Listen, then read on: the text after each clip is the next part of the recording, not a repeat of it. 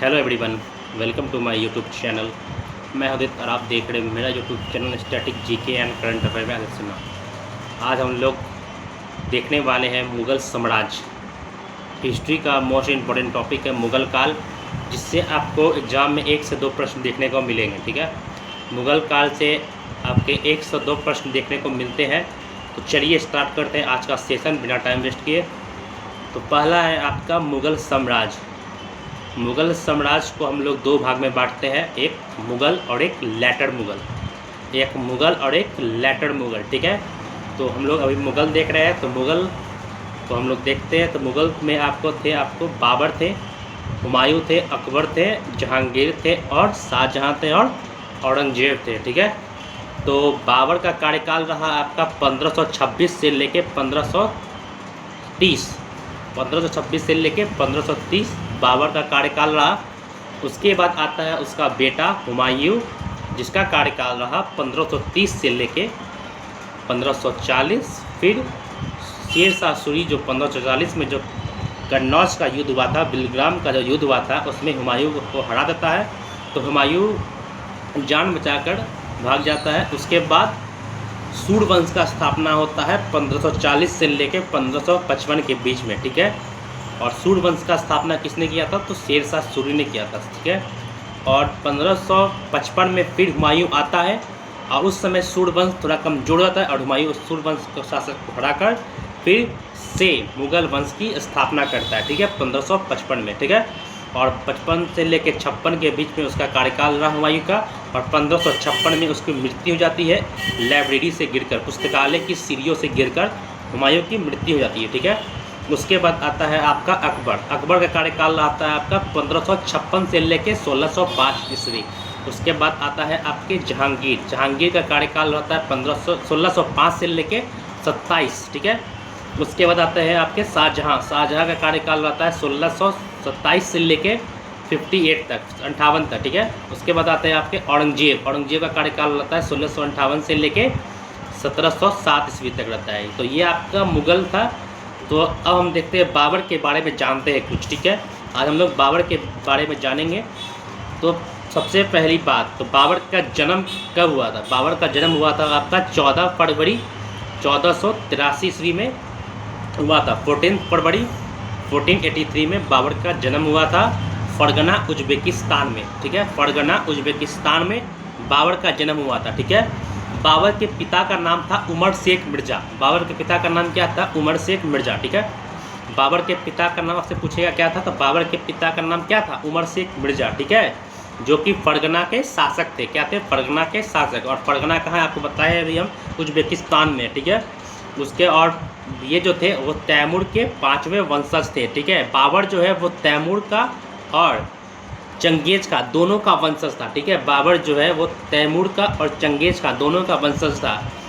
पापा इसके, इनके पिताजी जो थे वो तैमूर वंशज थे और माताजी जो थे वो चंगेज खान की वंशज थी। ठीक है, इसलिए बाबर जो था वो तैमूर और चंगेज खान के दोनों का वंशज था। ठीक है, और बाबर का जो नाम बाबर पड़ा वो किससे तुरंत पड़ा? तो वो सूफी संत थे एक अहरारी हसन मत द्वारा बाबर का नामकरण हुआ था। ठीक है, बाबर की माता का नाम था कुतलुग निगार खानम।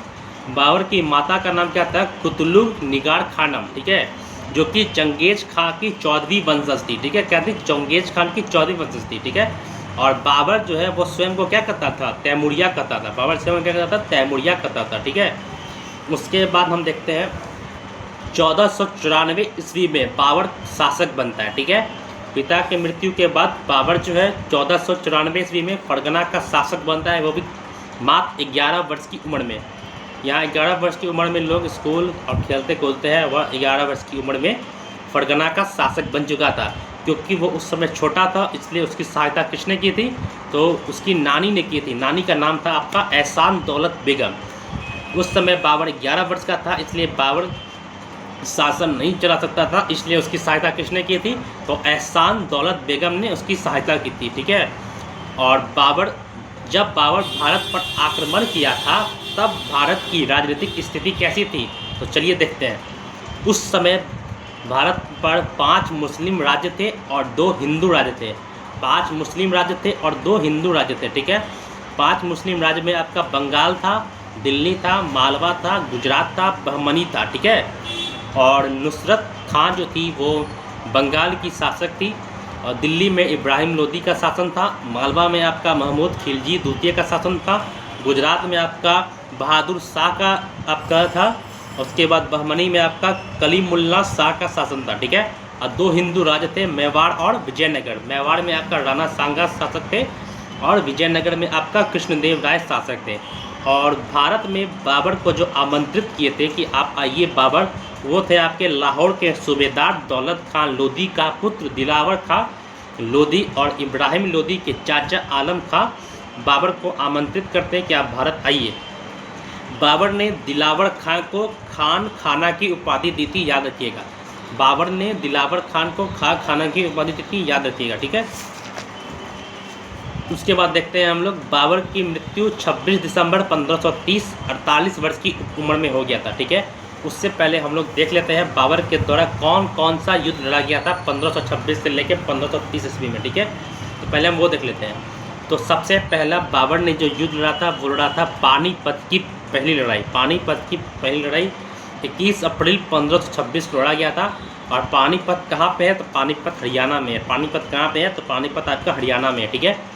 पानीपत की पहली लड़ाई कब लड़ी गई थी? 21 अप्रैल 1526 को इब्राहिम लोदी और बाबर के बीच लड़ी गई थी। इब्राहिम लोदी और बाबर के बीच लड़ी गई थी, जिसमें बाबर जीत जाता है और मुगल वंश का स्थापना हो जाता है, ठीक है। बाबर इसमें जीत जाता है और मुगल वंश का स्थापना हो जाता है। और इसमें इब्राहिम लोदी की हार होती है, इसमें इब्राहिम लोदी की हार होती है, ठीक है।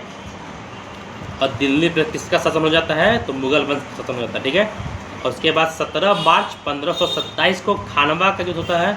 खानवा का युद्ध कब लड़ा गया? तो 17 मार्च 1527 को खानवा का युद्ध लड़ा गया। खानवा आपका राजस्थान में है। खानवा कहाँ है? तो राजस्थान में है। खानवा का युद्ध किसके बीच लड़ा गया? तो राणा सांगा और बाबर के बीच लड़ा गया। राणा सांगा जो मेवाड़ के शासक थे, हिंदू राज्य थे, हिंदू शासक थे।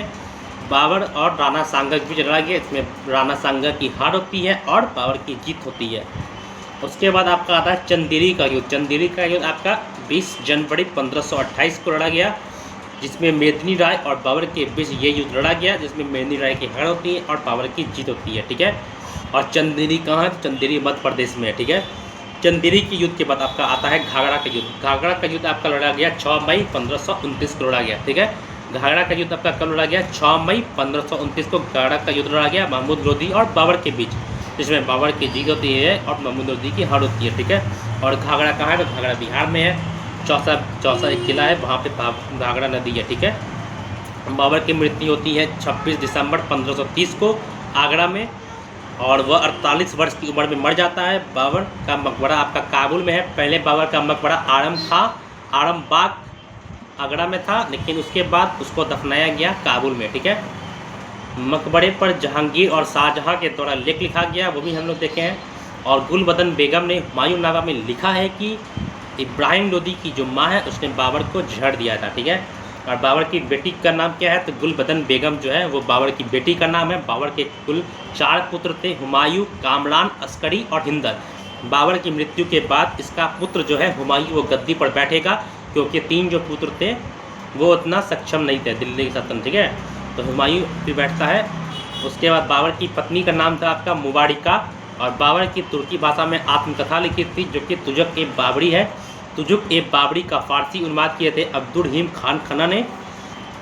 और बाबर ने सड़क नापने के लिए गज ए बाबरी का प्रयोग किया था, ये भी एक इम्पॉर्टेंट फैक्ट है, तो याद रखिएगा। और बाबर का ऑटोबायोग्राफी है बाबरनामा, ठीक है। और फिर हम लोग देखते हैं पानीपत का जो प्रथम युद्ध हुआ था उसमें बाबर ने कौन कौन सा उपयोग किया था जैसे अस्त्र शस्त्र में। तो बाबर ने उस समय तोपखाना का तोप और बारूद का युद्ध प्रयोग किया था, इसलिए वह युद्ध जीत गया था, ठीक है। उसमें वह तुलुगामा पद्धति का भी प्रयोग किया था, और उस्मानी पद्धति का भी बाबर ने पानीपत युद्ध में इसका प्रयोग किया था। तुलुगनामा पद्धति का प्रयोग किया था और उस्मानी पद्धति का प्रयोग किया था। तुलुगनामा पद्धति का मतलब ये होता है कि जैसे हम यहाँ हैं, एक आदमी हमको पीछे से घेर सकता है और 2 ऐसे घेर सकता है आगे से, ठीक है। उसको हम लोग बोलते हैं तुलुगनामा पद्धति।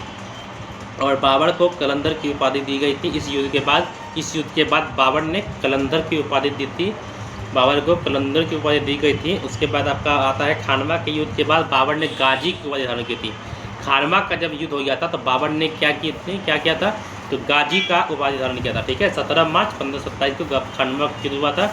उसके बाद बाबर ने गाजी की उपाधि धारण की थी। ठीक है, उत्तर भारत में बारूद तथा तोप का प्रथम प्रयोग बाबर ने 1519 में किया था।